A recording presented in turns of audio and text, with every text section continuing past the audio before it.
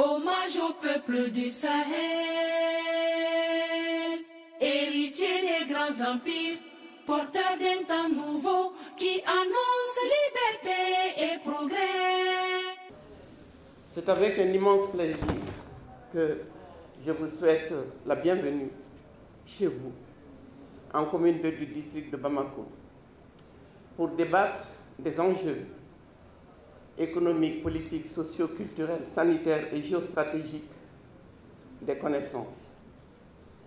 Nous sommes, comme vous le savez, ce que nous savons et pensons de nous-mêmes, du présent et de l'avenir du Mali, du Burkina et du Niger. Qu'avons-nous appris jusqu'ici? De quelles sources? Pour quel projet de société? La domination et le pillage passent par ce que j'appelle le viol de l'imaginaire.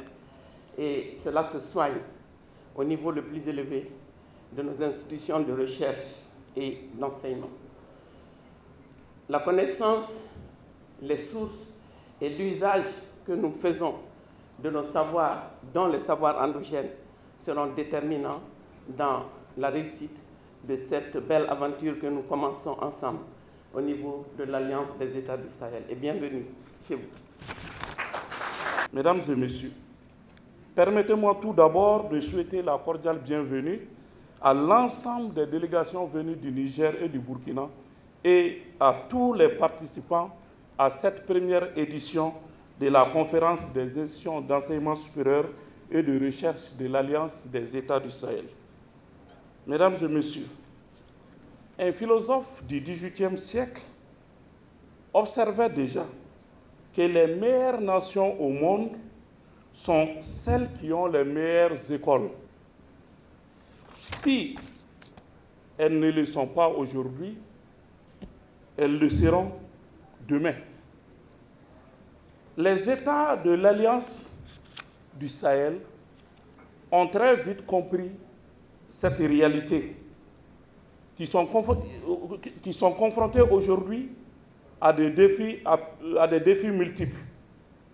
À travers ces défis, les trois pays, le Mali, le Burkina Faso, le Niger, ont adopté le 16 septembre 2023 la charte du Liptako-Gourma instituant l'Alliance des États du Sahel, suivie par l'adoption le 6 juillet 2024 du traité portant création de la Confédération des États du Sahel.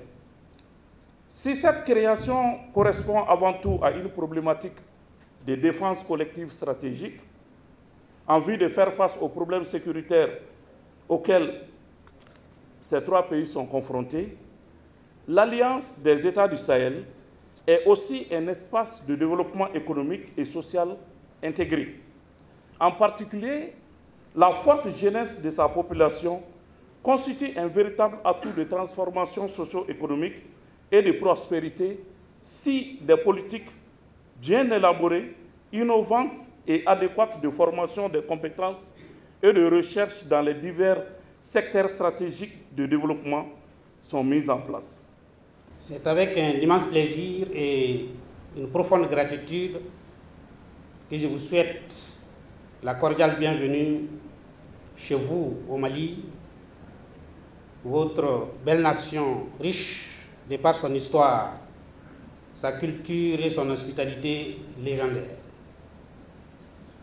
Je me permets de vous transmettre les salutations cordiales de bienvenue de son Excellence, le général d'armée Assimi Goïta, président de la transition, chef de l'État, et de Monsieur le Premier ministre, chef du gouvernement, le général de division Abdoulaye Maïga, qui m'a demandé de présider cette cérémonie à son nom, compte tenu d'un conflit d'agenda. Mesdames et messieurs, au Mali, accueillir un invité est un honneur. Accueillir un frère est un bonheur et accueillir une partie de soi est une humanité. Ces paramètres sont des piliers d'une tradition profondément ancrée dans notre culture. C'est dans cet esprit que nous vous accueillons aujourd'hui avec chaleur, dignité et bienveillance pour discuter des sujets qui nous tiennent à tous à cœur: l'enseignement supérieur, la recherche et l'innovation technologique. Vous êtes donc chez vous et vous pourrez rester autant que vous le voulez.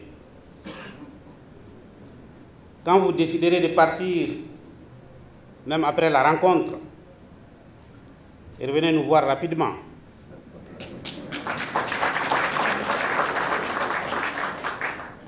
Nous sommes des triplés qui sont inséparables. Et donc, nous vivons en harmonie. Mesdames et messieurs, la rencontre des responsables de l'enseignement supérieur et de la recherche scientifique de la Confédération des États de l'Alliance des États du Sahel revêt une importance capitale dans le contexte actuel. Je voudrais à cet effet rappeler les visions des 3 sages du Mali, du Burkina Faso et du Niger. Le premier, Amadou Hampâté-Bâ, écrivait: en Afrique, quand un vieillard meurt, c'est une bibliothèque qui brûle. Cette affirmation nous rappelle l'importance de la transmission des savoirs et de la culture, ainsi que le rôle fondamental de l'éducation dans la préservation de notre patrimoine culturel et intellectuel. Le deuxième, le professeur Joseph Kizerbo, grand historien et penseur africain, affirmait: l'éducation est le logiciel de l'ordinateur central qui programme l'avenir de nos sociétés. Ce propos souligne la responsabilité de bâtir des systèmes éducatifs qui valorisent non seulement les connaissances académiques, mais aussi les savoirs endogènes qui font la richesse de nos cultures et balisent notre avenir. Le troisième, le professeur Abdou Moumouni, un éminent éducateur du Niger, a déclaré ce qui suit: l'éducation est la clé du développement. Nous rappelant que notre engagement envers l'éducation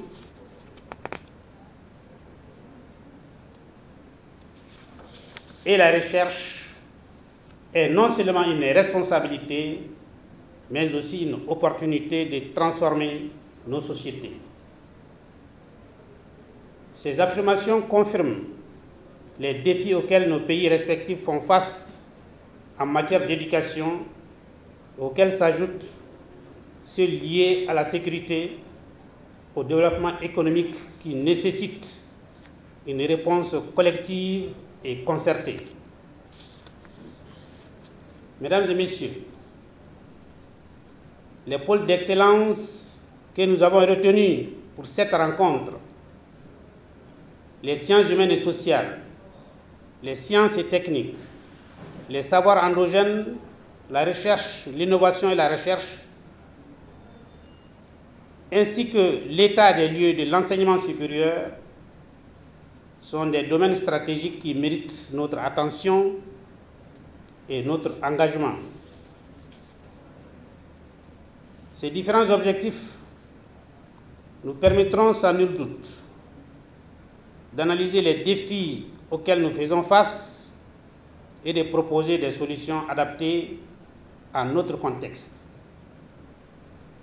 d'appréhender des réalités de nos populations et renforcer la cohésion sociale, de promouvoir l'innovation et de renforcer nos capacités techniques, d'intégrer les savoirs endogènes dans nos systèmes éducatifs et de recherche, donc de les valoriser, d'inciter à établir des partenariats entre nos institutions pour favoriser la recherche collaborative, de créer un écosystème favorable à l'innovation en impliquant les universités, les entreprises et les gouvernements.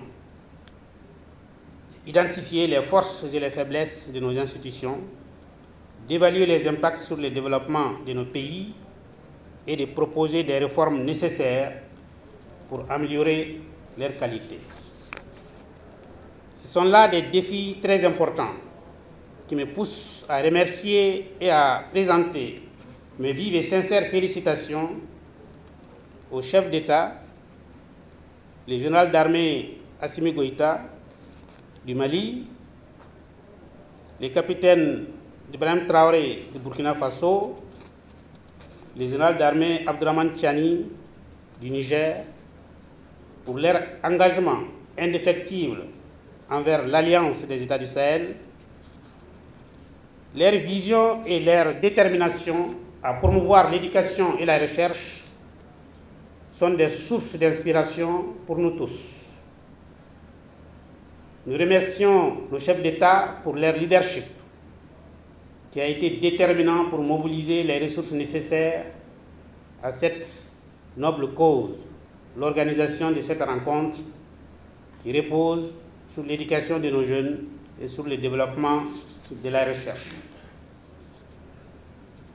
Merci, chers collègues ministres, pour votre présence, qui témoigne de votre engagement envers l'éducation et la recherche. Je voudrais vous dire que vous êtes les architectes de l'avenir de nos systèmes éducatifs. Et votre travail est essentiel pour garantir que nos institutions répondent aux besoins de nos sociétés. Merci aux membres de la commission d'organisation pour leur engagement soutenu qui a rendu cette rencontre fructueuse.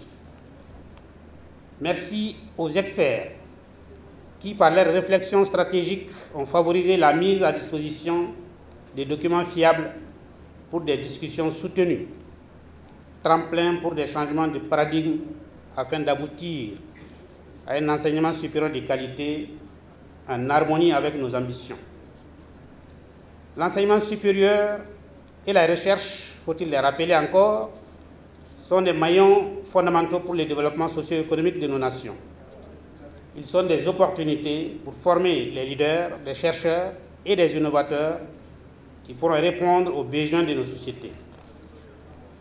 La mutualisation dans ce secteur, dans le cadre de la Confédération des États du Sahel, est essentielle pour maximiser nos efforts en matière d'enseignement supérieur et de recherche.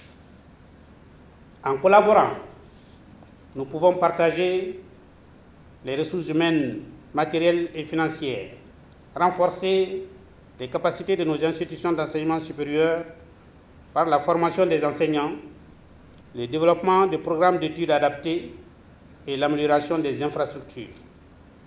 Favoriser la recherche collaborative en unissant nos forces, établir des réseaux d'échange entre nos institutions qui permettront de favoriser la mobilité des étudiants, des enseignants et des chercheurs, et promouvoir l'innovation en créant un écosystème d'innovation qui stimule la créativité et l'entrepreneuriat dans nos pays.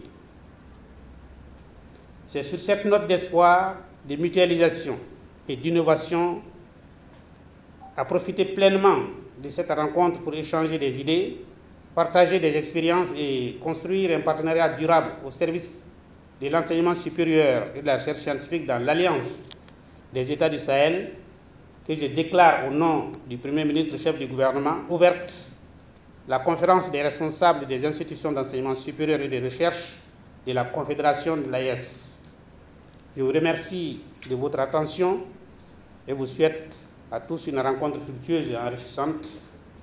Que cette rencontre soit le point de départ d'une collaboration renforcée entre nos États et nos institutions, gage d'un enseignement supérieur de qualité en harmonie avec nos ambitions. Vive l'enseignement supérieur, la recherche et l'innovation technologique.